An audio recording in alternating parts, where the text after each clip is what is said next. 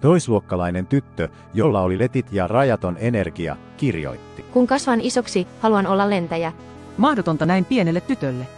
Mieti leipomista sen sijaan. Vuosia myöhemmin, siivotessaan huonettaan, tyttö löysi vanhan paperin. Mahdotonta, haaste hyväksytty. Hän tunsi yhteyden lukiessaan kirjoja Amelia Earhartista. Hän liittyi robotiikka- ja ilmailukerhoihin.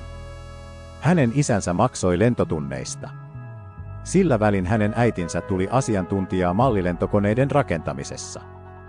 Kun hän ohjasi ensimmäistä kaupallista lentoa, hän ilmoitti. Hyvät matkustajat, tässä puhuu kapteeninne. Unelmat toteutuvat, vaikka toisluokan opettajanne ajattelisi niiden olevan mahdottomia. Taputusten pauhu täytti matkustamon, ja hän näki hymyilevät vanhempansa eturivissä. Voitonriemuinen hymy levisi hänen kasvoilleen, kun hän katsoi alas loputtomaan pilvien mereen.